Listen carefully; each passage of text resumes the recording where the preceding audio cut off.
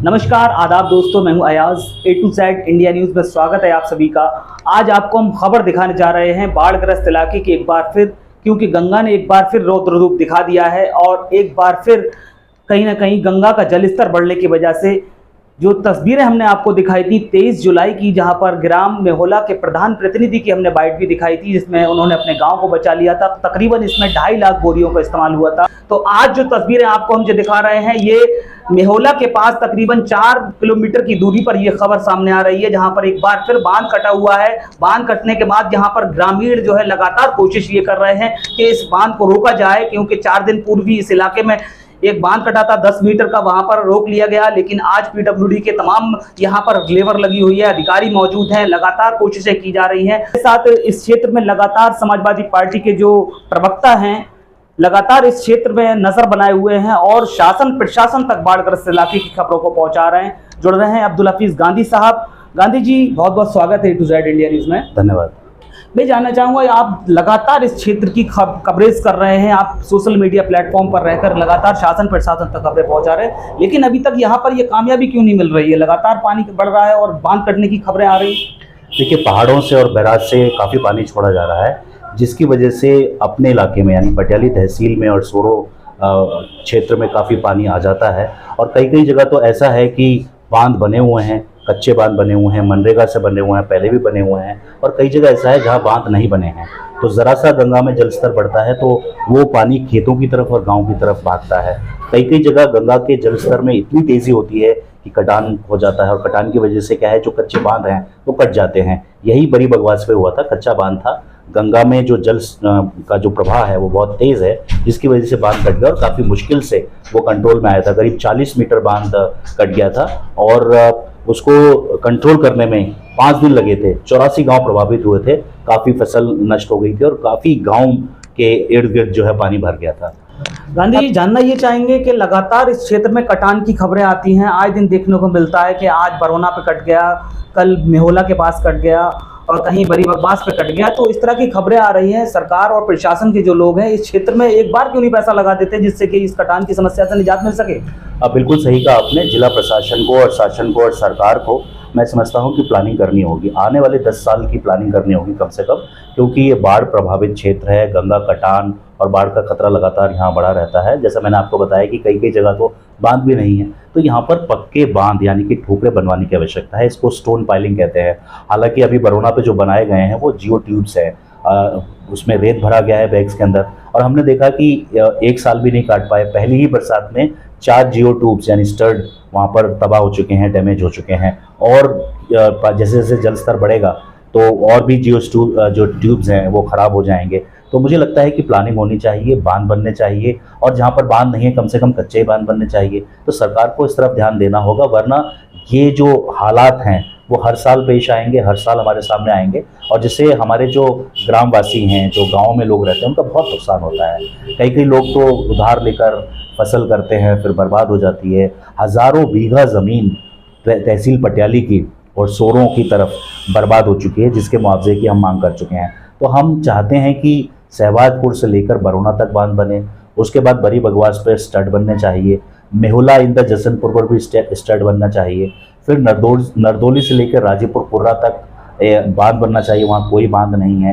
तो जो और फिर गंगा पार अगर आप जाएँ तो जो गठौरा गाँव है रिकेरा, उससे लेकर हिम्मतनगर बजेरा करीब 10-12 किलोमीटर का जो पैच है उस पर बनना चाहिए। तो गंगा के दोनों किनारे, गंगा पार और इस तरफ यदि बांध बन जाए और अगर स्टोन पाइलिंग हो जाए तो बहुत बढ़िया है। स्टोन पाइलिंग होती है कि वहाँ पत्थरों की एक पूरी की पूरी परत गंगा के किनारे बिछा दी जाती है, जिससे पानी टकराकर वापस जा सकता है। तो हम तो यही चाहते हैं कि जिला प्रशासन और सरकार एक प्लानिंग बनाए, और उस प्लानिंग के तहत दोनों तरफ अगर बांध बन जाएंगे तभी इस क्षेत्र को बचाया जा सकता है।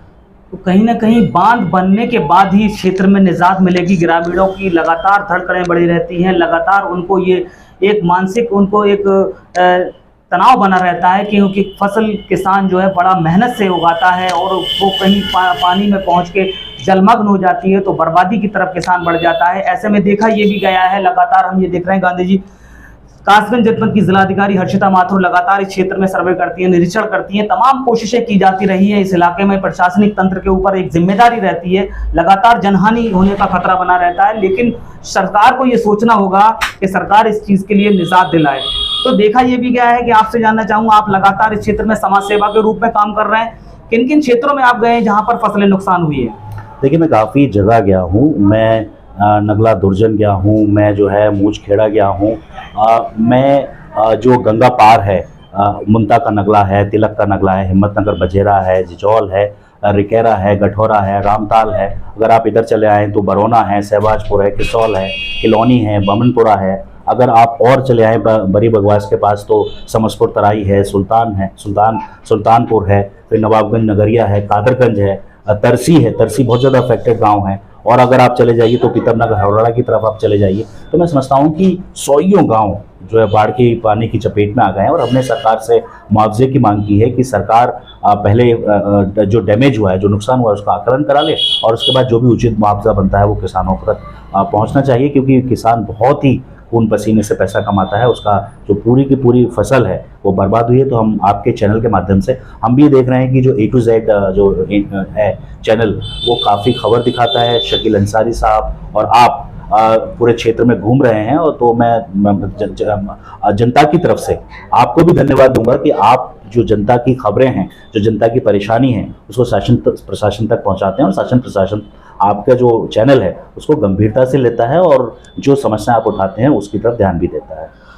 जनजीवन से जुड़ी हुई समस्या है, इसलिए ये उठाना और दिखाना और पहुंचाना हमारे लिए इसलिए जरूरी है क्योंकि हम किसी के व्यक्तिगत ये खबर नहीं दिखाना चाह रहे, क्योंकि इसमें तमाम हजारों बीघा फसल नष्ट हुई है। इसके लिए समाज सेवा के रूप में और समाजवादी पार्टी के राष्ट्रीय प्रवक्ता के रूप में अपनी जिम्मेदारी विपक्ष में रह करके इतनी बड़े बड़े कारनामों को अंजाम दे देना कहीं ना कहीं अपने आप में एक काबिलियत नजर आती है। तो आपको समझना है, आपको देखना है इस क्षेत्र में कैसे कैसे जनप्रतिनिधियों को आपने वोट दिया है, उनकी भी जिम्मेदारी बनती है क्षेत्र में आए और लगातार क्षेत्र पर नजर रखकर लोगों की समस्या से निजात दिलाएं।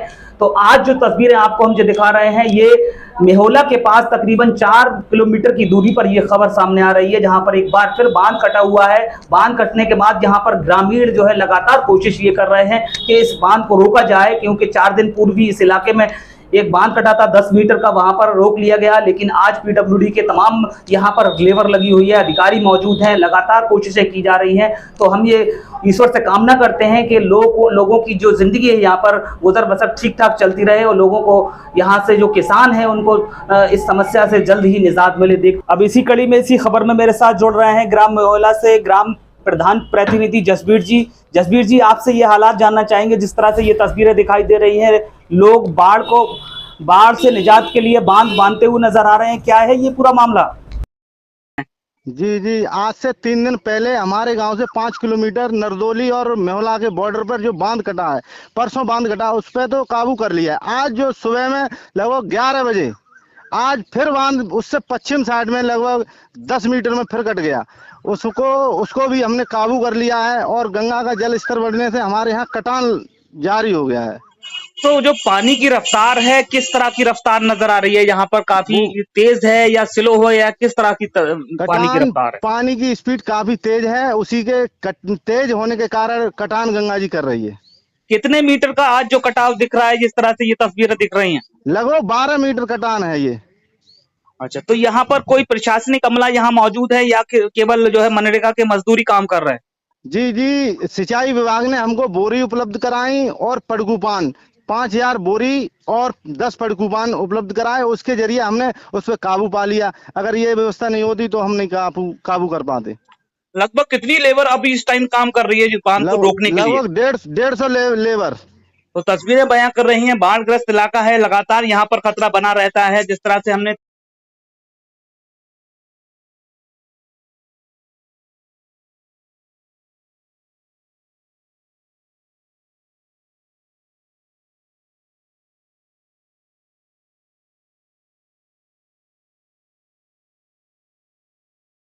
तेईस जुलाई को जो खबर आप तक पहुंचाई थी, जहां पर ग्राम मेहोला के प्रधान ने बताया था कि यहाँ पर काफी 2.5 लाख बोरियों का इस्तेमाल किया गया था और कहीं ना कहीं गांव को इस बाढ़ से बचा लिया गया था। लेकिन एक बार फिर खतरा बना है जहां नरदोली के पास करीब मेहोला के 4 किलोमीटर के आगे ये तस्वीरें बयां कर रही हैं, जहां पर एक बार फिर बांध कटता हुआ नजर आ रहा है।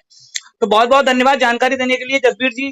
तो इसी खबर में हम आपको ये तस्वीरें दिखा रहे हैं जहां पर बांध टूटा हुआ है, बांध यानी लगातार खतरा बना हुआ है। देखते रहिए A to Z India news.